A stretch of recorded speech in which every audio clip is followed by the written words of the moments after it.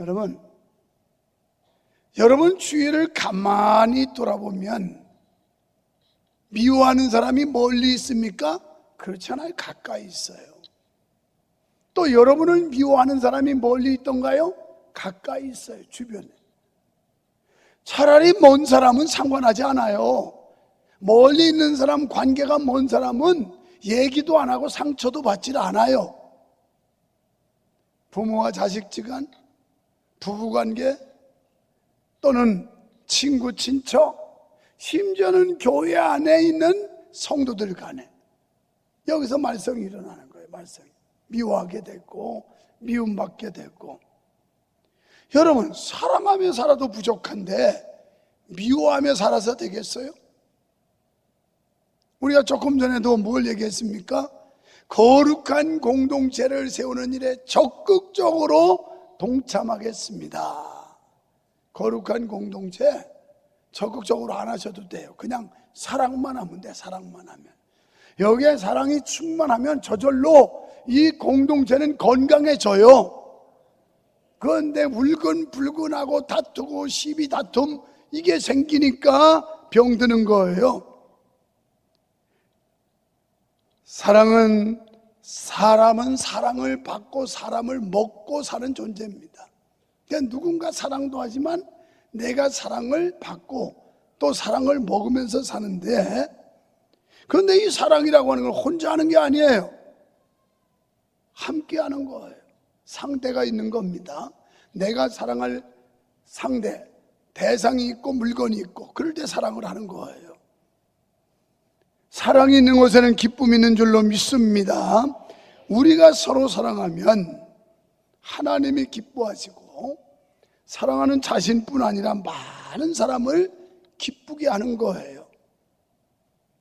여러분, 다른 거 없어요. 그냥 사랑하면 돼요. 사랑. 잠언 11장 25절에서 이 말씀이 나와요. 구제를 좋아하는 자는 풍족하여질 것이요 남을 윤택하게 하는 자는 자기도 윤택하여지리라. 아멘. 좀 들어본 것 같잖아요. 어디서 들어봤어요? 지난 주일날 이 말씀을 인용했어요. 그래서 윤택하여지리라, 이 말씀을 내가 찾아봤습니다. 윤택하게 한다, 문자적으로는 물을 충분히 주어서 채워준다, 물로 흠뻑 적시다의 뜻이에요. 이게 윤택하게 하다는 물을 흠뻑 주어서 충분히 채워주고 적셔주는 뜻인데, 그러니까 물에 흠뻑 적시듯 남의 필요를 충분히 채워주고 만족해 한다, 이런 뜻이에요. 그러니까 우리가 사랑이라고 하는 이 묘약을 가지고 다른 사람을 흠뻑 적셔주고 그들에게 만족감을 주면, 그러면 나도 그 은혜를 누리게 한다 하는 것이 성경이에요. 그렇습니다. 우리의 가정을, 우리의 교회를, 이 사회를 그리스도의 사랑으로 흠뻑 적셔야 될 줄 믿습니다. 여러분, 그리스도인의 정체성을 드러내는 가장 좋은 방법이 뭘까요? 오늘 사도 요한은 그것은 사랑이다, 이렇게 말했어요. 적어도 내가 기독교인이라면 자기 정체성을 드러내는 게 방식이 뭐냐? 사랑이라는 거예요. 그 사랑은 세상이 말하는 사랑이 아니라 하나님께서 친히 가르쳐 주신, 또 보여주신 아가페 사랑입니다. 여기서 이 아가페 사랑이란 조건이 없는 사랑이에요. 여러분, 이 사랑에 있어서 조건이 붙으면 거래하는 겁니다. 흥정하는 겁니다. 상대가 나에게 사랑을 줬으니까 내가 갚지, 거래하는 거예요. 근데 하나님이 우리에게 보여주신 사랑은 무조건적이에요. 그냥 일방적이었어요. 하나님이 우리를 기쁘신 뜻 가운데 무조건 사랑해 주신 거예요. 믿으시면 아멘 합니다. 그런데 이것이 쉽지 않음을 알았던지 본문에 보니까 7절에서도 우리가 서로 사랑하자, 11절에도 서로 사랑하자, 12절에도 우리가 서로 사랑하면, 그러니까 이건 누가 먼저 할 게 없어요. 먼저 하라는 거예요. 먼저. 상대방이 나에게 사랑을 베풀어 주기 전에 내가 먼저 사랑하라는 거예요. 내가 먼저. 그런데 우리는 굉장히 이기적이에요. 내가 먼저 사랑하는 것 절대 용납하지 않아요. 그래서 상대가 나에게 사랑을 주면 반응을 보여요. 이것은 기독교인으로서 하나님의 백성으로 하는 게 아닙니다. 그래서 우리는 먼저 사랑하자. 내가 먼저 손 내밀고. 할렐루야.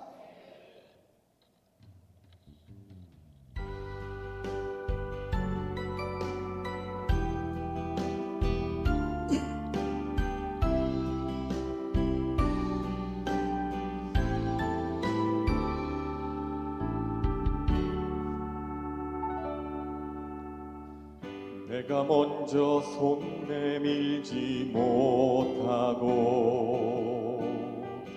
내가 먼저 용서하지 못하고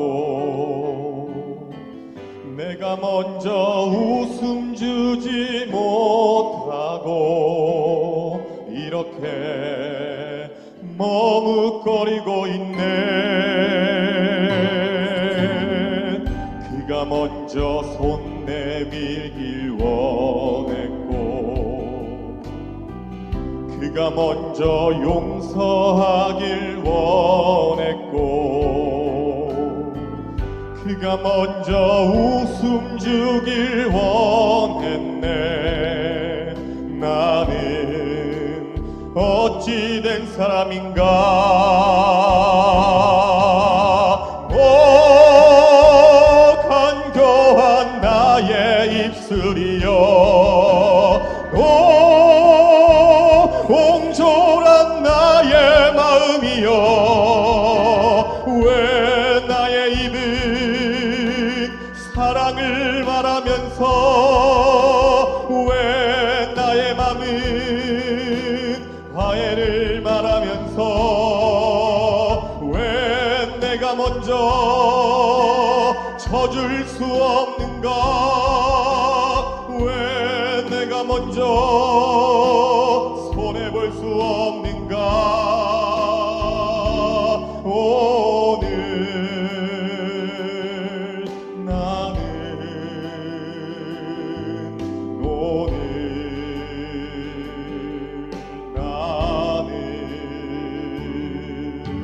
주님 앞에서 몸둘 바 모르고 이렇게 흐느끼며 서 있네. 어찌할 수 없는 이 맘을 주님께 맡긴 채로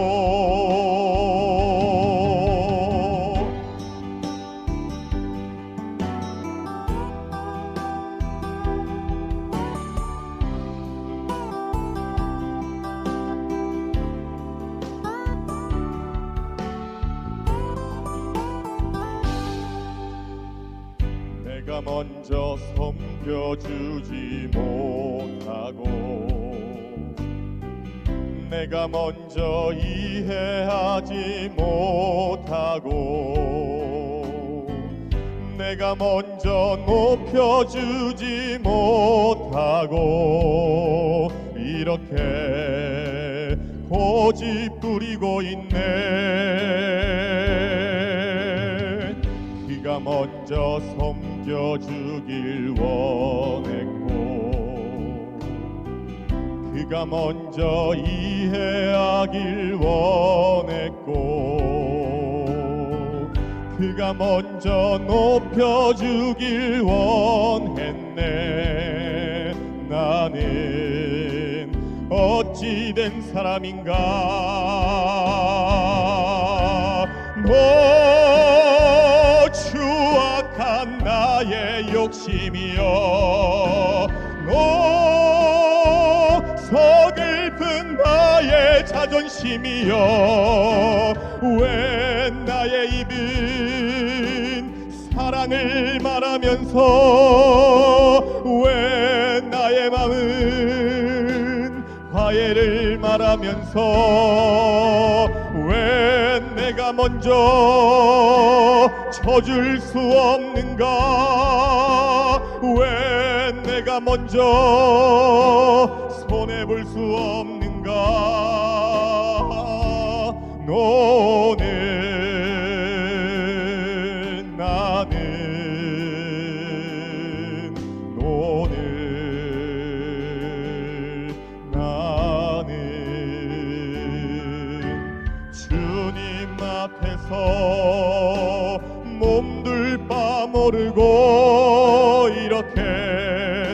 느끼며 서 있네.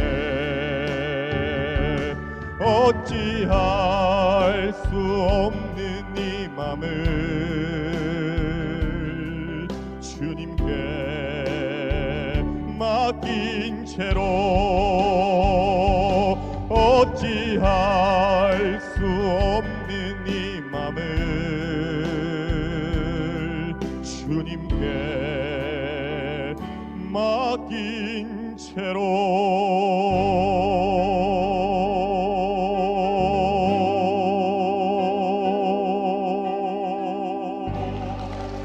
아멘. 감사합니다. 우리가 먼저 할 수 없을까요? 자존심 좀 내려놓고 그 잘나빠진 거 다 내려놓을 때 우리는 먼저 사랑할 수 있어요. 우리가 하나님께 속한 사람은 당연히 사랑해야 합니다. 사랑하지 않는 사람은 하나님을 알지 못하는 사람이다, 이렇게 말씀했어요. 그러면서 요한일서 3장 18절에 보면 말과 혀로만 사랑하지 말고 진심으로 해라, 이렇게 말씀했어요. 가짜 사랑하지 말고 진짜 사랑하라는 거예요. 요한일서 2장 29절에 너희가 그가 의로우신 줄을 알면 의를 행하는 자마다 그에게서 난 줄을 알리라. 아멘. 여기서 의는 뭘 말하냐면 사랑을 말해요. 하나님의 의는 사랑이에요. 그러니까 사랑을 행하지 않는 사람은 가짜라는 거예요. 사랑을 행하지 않는 사람은 하나님과 상관이 없는 사람이라고 오늘 본문을 잘 읽어보십시오. 그렇게 말씀해요. 또 10절에서 하나님의 사랑을 실천하라고 말씀을 하고 있는데 하나님은 직접 실천을 하셨어요. 그래서 요한복음 3장 16절에 보면 하나님이 세상을 이처럼 사랑하사 독생자를 주셨으니 이는 그를 믿는 자마다 멸망하지 않고 영생을 얻게 하려 하심이라. 아멘. 다시 띄워요. 나 이거 복장 소리 보니까 마음에 안 들어서 설교 오늘 하루 종일 해야 되겠다. 자, 시작. 하나님이 세상을 이처럼 사랑하사 독생자를 주셨으니 이는 그를 믿는 자마다 멸망하지 않고 영생을 얻게 하려 하심이라. 아멘. 누구를 위해서? 하나님이 이 땅에 독생자를 보내주셨는데 누구를 위해서? 바로 나와 여러분을 위해서. 우리를 구원하시기 위하여 독생자를 보내셨고 십자가에 달려 죽겠는데 이것은 하나님 사랑의 극치입니다. 정점이에요. 이 말씀을 기록한 요한 제자는 예수 그리스도의 사랑을 직접 체감했고 그리고 누렸고 소유했고, 이래서 우리를 향하여 내가 이 하나님의 엄청난 사랑을 경험한 사람으로서 여러분에게 부탁한다. 여러분도 하나님의 사랑을 경험했다면 사랑을 실천하여라. 사랑을 행하는 게 하나님의 자녀다, 이렇게 말씀하고 있는 거예요. 오늘 12절에서도 말씀하지요. 어느 때나 하나님을 본 사람이 없으되 만일 우리가 서로 사랑하면 하나님이 우리 안에 계시고, 이 사랑을 실천하는 사람 안에 예수님이 계시다는 거예요. 반대로 말하면 그렇지 않은 사람은 예수님 없다는 거예요. 또 그의 사랑이 우리 안에 온전히 이루어지느니라. 아멘. 이 말씀처럼 보지 못한 하나님을 아는 길은 서로 사랑하는 것이라고 말씀합니다. 요한은 우리가 서로 사랑할 때 하나님의 사랑이 온전히 이루어지고 심판날에 하나님 앞에 부끄러움이 없이 설 수 있다라고 17절에서 말씀해요. 언젠가 우리는 하나님 앞에 설 날이 옵니다.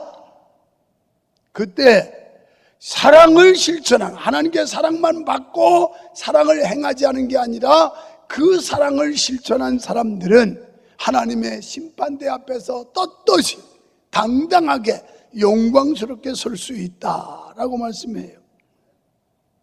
우리가 하나님을 사랑한다면서, 즉 주님을 믿는다고 하면서 사랑하지 아니하는 건 20절에 보면 거짓말쟁이라 이렇게 말씀해요. 또 21절에서 우리가 서로 사랑해야 할 이유를 말씀하는데 이것은 주님의 계명 곧 하나님의 명령이라는 거예요. 계명이요 명령이면 하고 싶으면 하고 하기 싫으면 안 하는 게 아니라 하기 싫어도 해야 되고 하기 좋아도 해야 되고 무조건 해야 되는 거예요. 우리가 하나님의 사랑을 알게 하시는 분은 성령님이세요. 우리가 성령님을 받아야 하나님의 사랑을 느끼고 깨닫게 됐고, 하나님이 나에게 주신 이 엄청난 사랑을 우리가 뼈저리게 깨닫고 느낀 사람은 그 사랑을 실천하려고, 다른 사람에게 사랑의 전달자가 되려고 애를 쓰게 돼 있어요. 사랑은 우리를 담대하게 한다고 하셨죠. 온전한 사랑으로 십자가 지신 예수님을 구주로 믿는 사람은 마지막 날의 심판을 두려워하지 않는다는 겁니다. 오히려 예수님처럼 세상에서 담대하게 사랑으로 행합니다. 반대로 분명한 믿음이 없으면 불안과 초조함과 두려움 속에서 인생을 힘겹게 살아갈 수밖에 없습니다. 그래서 이 사랑은 주님의 계명이다. 하고 안 하고가 선택이 아니고 무조건 해야 된다는 거예요. 예수님은 오늘 우리를 향해 서로 사랑하라고 말씀하고 있습니다. 눈에 보이는 형제와 이웃을 사랑하지 못하면서 보이지 않는 하나님을 어떻게 사랑한다고 말할 수 있느냐, 이렇게 말씀해요. 요한일서 3장 10절에서는 하나님께서 이런 말씀을 하십니다. 이러므로 하나님의 자녀들과 마귀의 자녀들이 드러나나니 무릇 의를 행하지 아니하는 자나 또는 그 형제를 사랑하지 아니하는 자는 하나님께 속하지 아니하니라. 아멘. 여러분, 사랑하는 사람은 하나님의 자녀고 사랑하지 않는 사람은 마귀 자녀래요. 어쩌실래요? 계속 마귀 자녀로 남아 있을래요? 사랑하는 사람만이 하나님 자녀라는 거예요. 이건 내 말이 아니라 성경이에요. 성경. 그래서 요한일서 3장 15절에 보면 하나님이 뭐라고 그러냐면, 형제를 미워하는 자는 살인한 자다. 그의 생명을 해치지 않았어도 미워한 자는 이미 살인한 자라는 거예요. 무서운 말씀이에요. 우리가 미워하는 사람 사랑할 수 있겠어요? 좋아하는 사람 사랑할 수 있죠. 그래서 여기 있는 이 공동체 속의 일원인 성도를 우리는 사랑해야 된다는 겁니다. 하만은 예수님께 나와서 이 세상의 가장 큰 계명이 뭐냐고 질문을 했더니 마태복음 22장 37절로 40절에서 예수님이 이렇게 답하셨어요.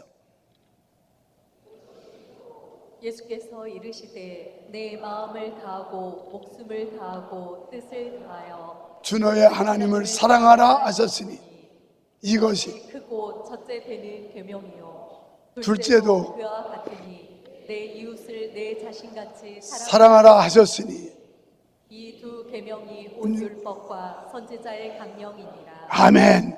계명이에요. 위로 하나님을 사랑하고 아래로 이웃을 사랑하라. 그 이웃은 아파트에서 이웃집도 사랑해야 되고 그보다 더 가까운 이웃이 지금 여기 앉았다 이 말이에요. 구원받은 백성, 영원히 천국 함께 갈 사람, 이 사람이 지금 앉았다고요. 근데 싸우면 되겠어요? 티격태격해서 되겠어요? 내가 2부 예배 마치고 3부 예배 올라가기 전에 주차 안내하는 사람들이 이런 얘기를 하더라고요. 어떤 사람은 자동차에 연락처도 안 써놓는데, 그래서 자동차에 전화번호 연락처라도 좀 쓰시라고 그랬더니 이건 개인정보 보호라서 못 쓴다고 웃기고 계셔 아주. 아니 자기 연락처를 적어놔야 다른 사람이 차 막혀서 가려면 연락이라도 해서 빼달라고 할 거냐. 여기는 그분 없습니다. 이미 2부 예배 마치고 갔어요. 그러고서 안 적어놓고 3부 예배 시작할 때쯤 끌고 나간대. 이걸 어떻게 할까? 그래도 사랑해야 되겠지? 내쫓으면 안 되겠지? 용서하고 사랑하고. 사랑하는 여러분, 사랑의 반대말이 뭐예요? 미움이잖아요. 미움. 사랑은 성령의 열매고요, 미움은 마귀 열매예요. 여러분 어떤 열매 맺고 싶으세요? 당연히 성령의 열매, 사랑의 열매 맺고 싶지 않으세요? 그런데 구원받은 하나님의 백성이라고 자처하는 우리가 마귀 좋아하는 열매나 주렁주렁 맺고 다녀서 되겠느냐고요. 그렇다면 감정에 휘둘리지 않도록 조심해야 합니다. 우리는 감정의 동물이다 보니까 감정에 휘둘리기가 쉬워요. 그리고 의지와 결단으로 사랑을 실천하도록 노력해야 돼요. 이 사랑은 뭐냐? 인내예요. 참으셔야 돼요. 참아. 못 참아서 문제가 돼요.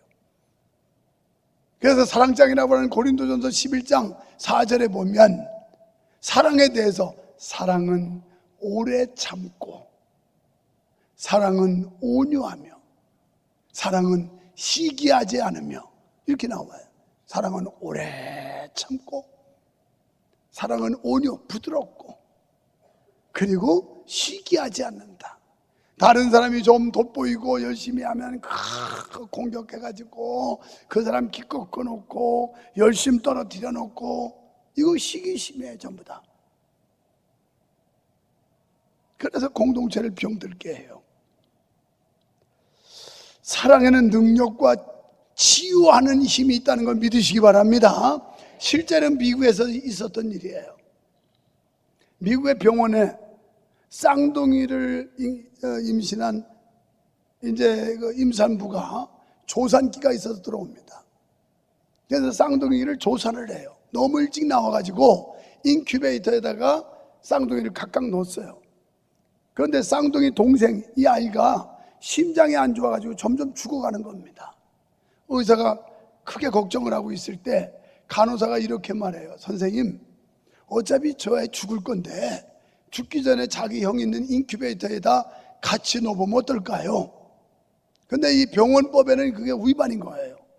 그러나 그걸 알면서도 의사가 그래, 얘는 어차피 죽을 애인데 자기 형 있는 인큐베이터에다 같이 넣어보자. 그래서 거기다 넣어준 겁니다. 눕혀놨더니 그 조산에서 일찍 나온 아이인데 그 형, 쌍둥이 형이 목을 이렇게 감싸더래요. 그러면서 놀라운 일이 벌어졌습니다. 이 동생 쌍둥이가 점점 건강을 회복하기 시작하면 정상으로 돌아가는 거예요. 그래서 건강하게 자라서 태어나서 오랫도록 살았다는 실화입니다. 이건 실화. 이게 사랑의 묘약이에요. 이게 사랑의 치유예요. 여러분이 사랑받아도 고침받고 사랑을 해줘도 고침받고, 우리가 사랑하며 살면 행복하고, 사랑하며 살면 건강하고, 사랑하며 살면 은혜 받고, 사랑하며 살면 하나님께 영광 돌리고, 그래서 서로 사랑하라.